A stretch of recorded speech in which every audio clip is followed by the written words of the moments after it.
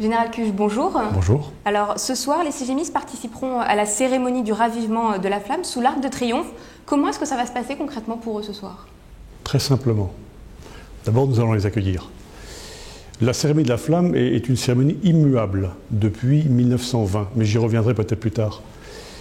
Elle se déroule grosso modo en 3 phases. La première phase, c'est celle du dépôt d'une gerbe. C'est une tradition en France, c'est une tradition que l'on retrouve dans d'autres pays aussi, dépôt d'une gerbe sur la tombe du soldat inconnu. La deuxième phase, qui est sans doute la plus importante, qui est au cœur du dispositif, c'est le ravivage de la flamme elle-même. C'est-à-dire que la flamme est en fait en veilleuse et que nous la faisons rejaillir. Et puis la troisième phase, qui est la plus sympathique, qui n'est pas très formelle, c'est ce que nous appelons la phase républicaine, où les autorités, entre guillemets, vont saluer tous les participants, et les porte-drapeaux, et les anciens combattants qui sont là ce soir réunis.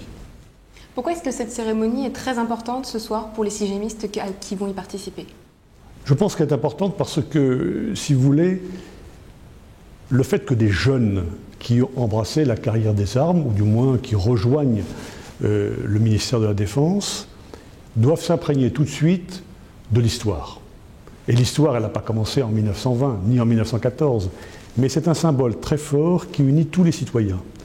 Et ce qui est important, je le disais dans mon propos préalable, ils vont voir des anciens.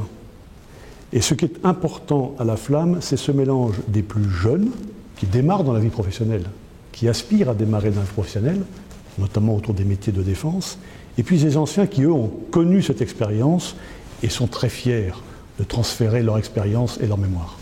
Donc depuis l'an 2000, ce geste symbolique, justement, n'est plus limité seulement aux anciens combattants. Qu'est-ce que ça change?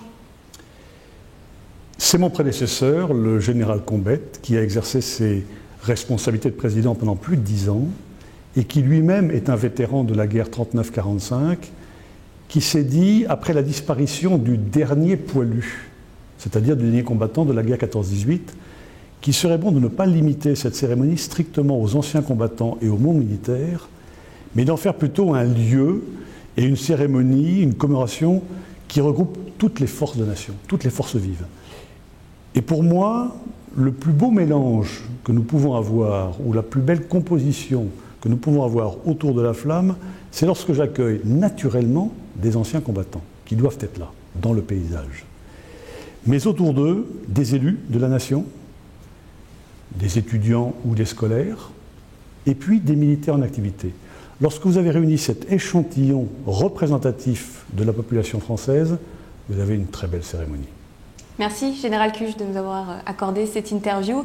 Et je rappelle donc que les CGMistes participeront ce soir à la cérémonie du ravivage de la flamme à 18 h. Merci, Général. Merci beaucoup.